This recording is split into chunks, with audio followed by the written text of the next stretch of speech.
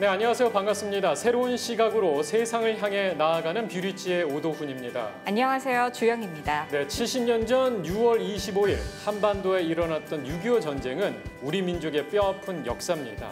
오랜 세월이 흘렀지만 여전히 남북으로 갈라져 있는 한반도입니다. 여러분은 북한을 위해 그리고 통일을 위해 기도하고 계신가요? 우리가 다시 꿈꿔야 할 북한 선교, 통일 선교는 무엇일지 먼저 화면으로 만나보시죠.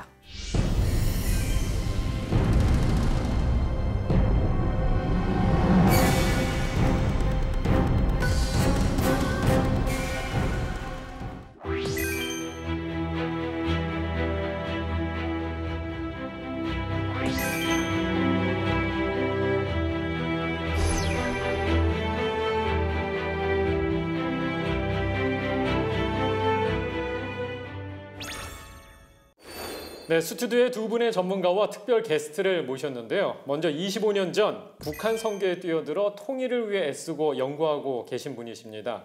아세아 연합신학대학교 북한연구소 원장이자 통일선교 아카데미 사무총장이신 조기현 목사 함께 자리했습니다. 안녕하세요. 안녕하세요. 네. 다음으로 10년 넘게 통일 선교를 위해 헌신하고 계시며 통일 한국의 다음 세대를 키워가고 계신 분입니다.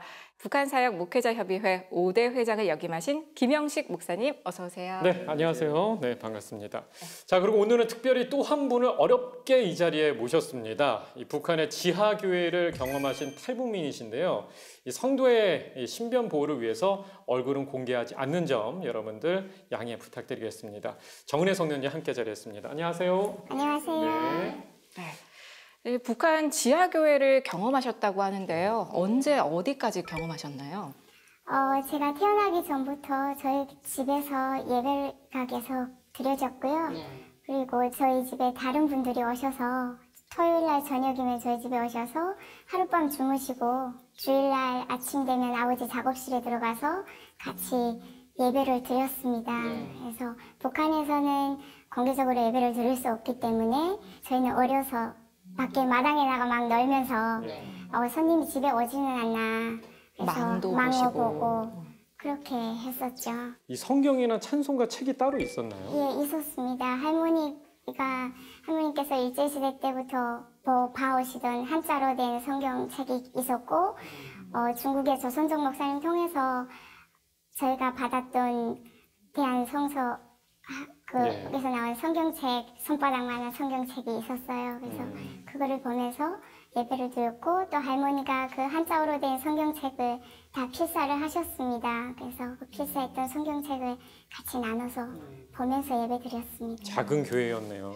네. 그런데 이 내용들을 바깥에서 절대 얘기하지 말라고 신신당부를 했을 만큼 북한 내에서는 기독교 탄압이 굉장히 심한데 아버지가 먼저 보위부에 끌려가셨다는 얘기를 들었거든요. 예, 맞습니다. 90년대 중반에 보위부에서 저희 집에 들이닥쳤습니다. 그래서 아버지가 보시던 성경책과 책을 뺏겼죠. 성경책 뺏기고 그 뒤로 아버지도 보위부에 끌려가시고 나서 영영 돌아오지 못하셨습니다. 그리고 남은 저희 가족들은 매일 보위부에 불려가서 조사를 받고 내려오고 그렇게 하고 동네에서는 뒤숭숭한 소문들이 막 돌고 그러다가 끝내는 추방을 당해서 내면이 산으로 막힌 산골에 가서 살았습니다. 북한에 계신 그 하나님을 믿는 많은 그리스도인들이 있을 거라고 생각이 드는데 그분들을 위해서 한 말씀 좀 부탁드리면 어떤 얘기를 할 수 있을까요? 우리가 그 신앙의 끈을 놓지 않고 살아갈 수 있었던 것은 우리가 모르는 전 세계 더구나 우리와 가깝게 같은 언어를 사용하는 이 대한민국의 많은 신앙인들이 우리 북한의 지하교인들을 위해서 많이 기도하고 있기 때문에 그 어려운 가운데서도 하나님이 살아계시고 내가 이 상황 가운데 있는 걸 하나님 아시죠? 이러면서 길을 걸어도 갔기 때문에 지금 북한에 계시는 우리 동포들도 지하교인분들도 그런 마음으로 지금 사실 거라고 생각이 되어요. 그래서 힘을 내시고 통일을 위해서 먼저 준비된 우리가 이곳에서 기도하고 있으니까 끝까지 믿음 흔들리지 말고 신앙을 지키고 만날 때까지 주님을 위해서 이 나라의 통일을 위해서 기도해 주셨으면 좋겠습니다. 가슴 아픈 그런 기획인데도 불구하고 이렇게 나와주셔서 소중한 얘기 해주셔서 너무 고맙습니다. 정은혜 성도님이었습니다. 고맙습니다. 네, 조금 전 성도님께서 북한 지하 교회에 대한 직접 경험들을 증언해 주셨는데요. 네. 김영식 목사님께 여쭤볼게요. 이렇게 북한이 남과 북이 분단되기 이전부터 신앙을 가지고 계시던 분들이 아직까지 꽤 남아 있으시죠? 네. 인원이 뭐 줄었느냐 늘었느냐보다도요. 네. 영향력은 굉장한 것 같아요. 일제 강점기 때부터 그 이전부터 네. 이전부터 예수 믿고 지금 거의 100세가 되신 할머니 집사님이 한 분 계세요. 예. 그분은 북한의 역사를 오면서도 나는 여전히 예수를 믿었다 하고 우리 앞에서 증언을 하시는데 네. 그 12살 때 전도사님한테 배웠던 창가에 맞춰진 찬양. 예. 예, 그래서 우리가 그걸 따로 뽑아내가지고 네. 제가 책에다 해서 책을 만들었어요. 아. 그런 분도 계시고 문제는 지금이죠. 과연 지금 그 후손들이 있겠느냐. 예. 그분들도 얘기하고 그리고 전문가들도 지금의 지하교회에 예. 어쨌든 못 파는 그런 그루터기 신앙인들의 예. 영향력과 숫자도 만만치 않을 거다. 많이 있을 거란 얘기죠. 예. 예. 인원뿐만 아니라 영향력이. 예. 그래서 그런 영향력들이 과연 뭐 이렇게 영향력 없는 주민들에만 있는 것이 아니라 예. 아마도 리더십 안에서도 분명히 존재할 거다라는 네. 얘기도 들었습니다. 네. 저희가 알기로도 김일성이 원래 크리스찬이었고 또 외가가 또 그쪽 계통이고 그래서 누구보다 이 크리스찬에 대한 교육을 받고 자랐기 때문에 탄압하는 데서 되게 강하게 갈 수 있다 이런 얘기를 들었는데 어떻습니까? 오히려 알아서 더 많이 탄압할 예, 예. 수 있죠.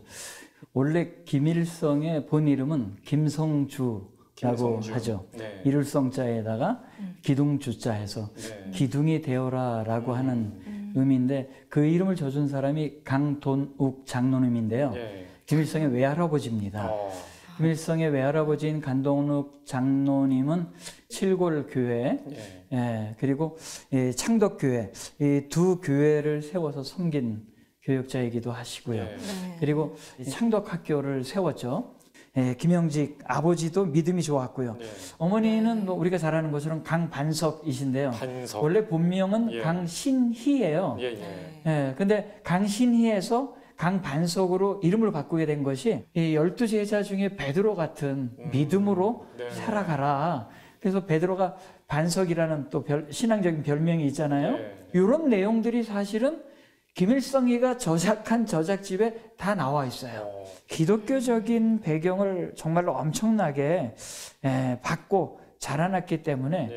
많은 전문가들이 북한의 모든 시스템들이 마치 교회 시스템처럼 다 기독교화되어 있다라는 말을 많이 하거든요. 예. 근데 어떻게 보면은 제대로 배운 내용은 기독교와 관계된 내용밖에 없었지 않았을까 싶습니다. 아니 이렇게 훌륭한 배경을 가지고 있는데 정말 어쩌다 김일성이라는 사람이 됐는지 의문이 들 너무 정도로 궁금해요. 예. 예. 저는 어쩌면 하나님께서 우리의 기도 제목이 2200만 북녘 동포만을 위해서 인민들만을 위해서 우리가 불쌍히 여길 게 아니라 네. 300만 공산당원들 그리고 맨 위에 있는 김정과 김여정 같은 사람을 위해서도 우리가 기도해야 된다. 그들의 할아버지, 할머니 그리고 그 주변의 집안의 가문이 다 예수 그리스도를 믿는 믿음의 사람이었고 그걸 위해 기도했던 사람들이었기 때문에 네. 분명히 그 씨가 그들 속에 남아있으리라고 저는 생각하거든요. 분명히 김정은 안에도 네. 하나님께서 심어놓은 생명의 씨가 네. 그 안에 있을 것이다. 우리가 그것을 위해서 기도하면서 맨 위에부터 맨 아래까지 하나님의 변화의 역사가 일어나도록 기도해 나가야 되지 않을까 싶습니다. 정말 김정은이 회심한다고 하면은 그냥 북한 국민들 전 국민이 크리스천이 될 수 있겠어요. 정말로 놀라운 일이 나올 수도 있겠죠. 네. 자, 목사님. 그리고 이 북한 선교에 대해서 조금 궁금한 게 있는데요. 사실 저희가 이제 선교를 할 때 실질적으로 하는 것도 있고 우리가 기도로서 하는 우리 일반 성도는 기도밖에 못 하지만 현재 북한의 선교 현재 진행되는 거는 어떤 것들이 있습니까? 네. 한국교회는 기도와 훈련, 교육 이런 부분에 그래도 맥을 이어왔었습니다. 그런데 25년 전에 우리나라 이제 탈북민의 등장을 통해서 대한민국 안에서 그분들이 정착과 또 함께 선교하고 전도하는 이 과정 이걸 통해서 25년 전부터는 확연하게 북한 선교는 점점 성격도 바뀌었고 네. 동시에 통일 선교라는 말이 이렇게 왔다 갔다 사용하기 시작했습니다. 지금은 한국 교회는 탈북민 선교 굉장히 집중하고 있고요. 그리고 동시에 여전히 기도 사역도 연합 기도 사역으로 지금 여러 군데에서 진행되고 있습니다. 예, 예. 교육도 마찬가지로 이제 연합을 해서 교회들이 연합을 해서 통일 선교 교육, 북한 선교 교육도 여전히 하고요. 그리고 동시에 그렇게 기도하고 교육을 받는 분들이 탈북민 구출과 네. 또 그분들을 해외에서도 긴급하게 구호하는 사역들을 병행합니다. 거의 70% 가깝게 대북 지원을 도운 민간 단체는 네. 개신교 단체들이에요. 조 목사님께서는 북한에 직접 들어갔다 오셨잖아요. 네. 에피소드라면 어떤 게 있을까요? 금강산 평화통일 기도회를 네. 2001년도부터 몇 차례 제가 기획해서 진행한 적이 있습니다. 그거는 금강산에서 하는 건가요? 예, 금강산에서 진행하는데 금강산에서 진행해도 한 300명 정도 네. 디아스포라까지 포함해가지고 많은 인원이 북한에 가서 공식적인 기도회를 했어요. 예. 분단 이후 첫 번째 공식적인 기도회죠. 그 300명 안에는 누구 한가요? 300명 안에는 미주 교회에서 오신 분들도 계시고요. 일본에서도 오시고 중국에서도 오시고 이렇게 해서 연합해서 한 300명 정도가 고성에서 배 타고 뭐 그렇게 진행이 되어졌는데요. 그래서 우리가 어메이징 그레이스를 같이 막 눈물 흘리면서 불렀더니 감회가 남달랐겠네요. 아니 왜 이렇게들 우는 겁니까? 그래서 아니 남북이 통일되자고 지금 우는 거 아닙니까? 그랬더니 아 그렇습니까? 그랬더니 막 따라온 사람들이 다 같이 우는 거예요. 계획했던 일은 아닌데 북쪽에서 감시하러 온 사람까지 다 눈물 흘리면서 어메이징 그레이스를 같이 했던 뭐 그런 일들이 있죠. 이렇게 북한에 자주 왕래하시면서 많이 접해 보셨는데 북한 선교에 있어서 조금 더 활발히 진행되면 좋겠다 싶으셨던 사역이 있을까요? 통일 준비 중에 제일로 급한 일들은 북녘에 교회를 회복해야 된다. 두 가지 교회를 회복해야 되겠죠. 하나는 무형교회, 보이지 않는 북한 교회, 성도들을 회복하는 일. 또 하나는 보이는 교회. 왜냐하면 너무 급하게 이 통일이 진행되어지면 예배드릴 교회가 없으니까. 무형의 북녘교회를 세우는데 하나님께서 3만여 명의 북한 사람들을 이쪽에다가 보내주지 않았어요. 그래서 무형교회를 남쪽에서 세울 수 있도록 하나님께서 만들어 주신 거거든요. 그래서 이 남쪽에서 보내주신 3만여 명의 탈북민들을 영적으로 신앙으로 잘 양육하고 키워서 북쪽에 가서 함께 교회를 세우는 일을 감당할 수 있도록 이들을 건강한 신앙인, 건강한 목회자, 건강한 영적 지도자로 세워나가는 일, 이것이 대단히 중요한 무형교회 회복의 운동이라고 생각합니다. 목사님의 생각은 어떻습니까? 네, 저도 뭐 다 동의하고요. 근데 한 가지 더 저는 탈북민 성도들을 만나면서 더 소중한 선교 자원이라고 느낀 건 남한 성도들이었어요. 왜 그러냐면 우리가 해야 될 일이 뭐냐를 물어봤을 때 남한 성도님들이 나름대로 애착이 있고 사랑이 있는 건 너무 감사하고 고마워요. 근데 표현 방식, 만나보지 못한 북한 주민들에 대한 어떤 에티켓, 이게 우리한테 아예 없었던 거예요. 어떤 에티켓들이 있을까요? 예를 들면 우리는 이제 쉽게 우리 한번 밥 먹어 이러면은 안 먹을 수도 있죠. 조만간 밥 먹자 뭐 이렇게 얘기할 수 있죠. 근데 그게 인사잖아요. 또 밥 먹을 수도 있죠. 네네. 근데 북한분들은 그렇게 인사를 하잖아요. 그럼 반드시 밥을 먹어야 돼요. 그건 약속으로 여겨요. 탈북민 한 분에게 제가 이런 질문을 했어요. 어떻게 해서 예수를 믿게 됐냐 여기 와서. 내가 보니까 사실 탈북민도 예수 믿는 건 쉽지 않다. 그랬더니 한 얘기가 누구누구 장로님이 믿는 하나님을 보니까 저 장로님을 보니까 나도 하나님을 만나야 되겠다는 생각이 들었다. 누구누구 권사님을 통해서. 그리고 나서 제가 우리 부서에 있는 분들 10명 이상을 다 물어봤어요. 그랬더니 10명 중에 정말 7명 이상은 뭐라고 대답하냐면 누구누구 때문이라고 얘기하는 거예요. 닮아간다는 개념이군요. 그러니까 들어서 믿는 게 아니에요. 보고 믿는 거지. 우리가 신앙이 아무리 좋다고 해서 아까도 말씀 들었던 것처럼 자녀 세대에서 김일성이 태어날 수 있잖아요. 그래서 다음 세대 선교, 다음 세대 통일 선교에 대한 의식을 심어주는 게 중요할 것 같은데 어떻게 생각하세요? 북한 사역 목회자 협의회에서 교회와 목회자들을 대상으로 그리고 교회 리더십을 대상으로 사역을 하고 이제 많은 일을 하기는 했어요. 근데 이것이 통일이라는 게 시간이 지나잖아요. 그리고 이제 안 보이던 자녀들이 계속 커오는 거죠. 청년으로 대학생으로 막 이렇게.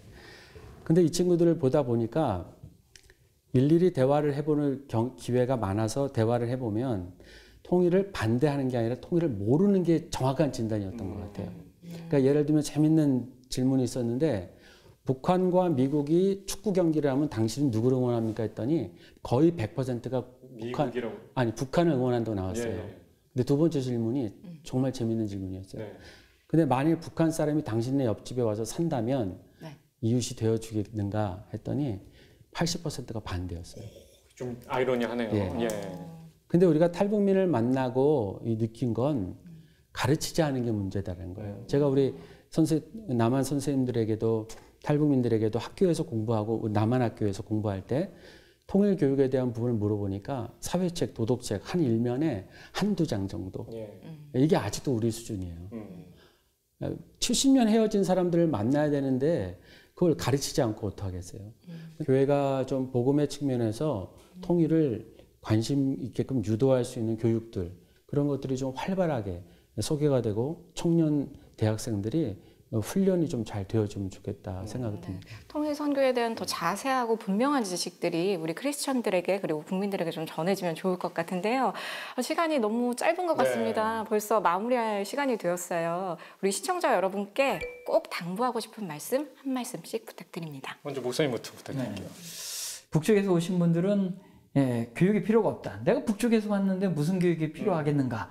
이렇게 생각을 하더라고요. 근데 저희 통일선교 아카데미에서도 교육 받고 나면 그분이 나중에 뭐라고 얘기했냐면은 내가 북한에 대해서 광폭적으로 이해했습니다. 뭐 이렇게 얘기를 하시더라고요. 왜냐하면 북쪽에 살던 분들이 자기 생활권 안에 자기 주변만 이해하기 때문에 그래서 북쪽에서 오신 분들도 통일을 위한 준비를 하려면은 교육하고 훈련할 필요성이 있다. 그리고 남쪽에서 오신 분들도 북쪽에서 오신 분들이 어떤 생각을 가지고 있고 어떤 성격이고 또 어떻게 해야 하나가 될 수 있는가는 훈련되어져야지 훈련하지 않고는 진행될 수 없거든요. 그래서 이렇게 좀 공적으로 인정받는 교육기관에서 잘 훈련받아서 통일 준비가 남쪽에서 있는 분들이나 북쪽에서 오신 분들이나 같이 하나 될 수 있는 좋은 훈련 과정에 열심을 내어주셨으면 좋겠습니다. 예. 목사님 한 말씀 부탁드릴게요. 지속 가능하고 그리고 이제 실천할 수 있고 바로 실천할 수 있고 그리고 북한 지역에 적용 가능한 한국교회 사역들을 찾아내야 된다고 생각을 해요. 이게 북한 선교 사역, 통일 선교 사역이라고 미지의 사역들을 갖다가 붙이는 게 아니고 가만 우리 한국교회 사역들을 되짚어 보면 선교사님들이 초창기 왔을 때 상황하고 비슷한 부분도 있습니다. 그래서 한국교회가 뭘 할지 고민할 필요가 없이 지금 해온 것 중에서 지속 가능할 수 있는 거를 좀 발굴할 수 있는 모임도 또 일반 목회자들이 그런 것들을 좀 깨닫고 하면 저는 다가오는 통일 절대 두렵지 않고 충분히 대비할 수 있을 거라고 생각이 듭니다. 네, 알겠습니다.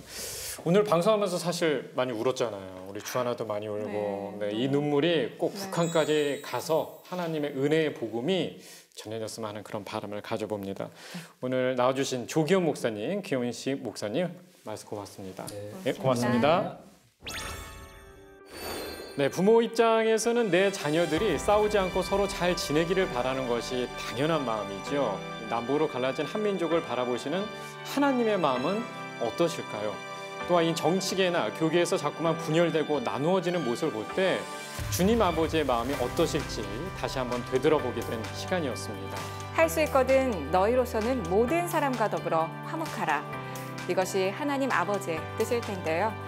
우리 형제여 자매인 북한을 위해서 그리고 통일과 통일선교를 위해서 함께 기도하며 준비해야겠습니다. 네, 새로운 시각으로 세상을 향해 나아가는 뷰리지 다음 이 시간 더욱 새로운 이슈로 여러분을 찾아뵙겠습니다.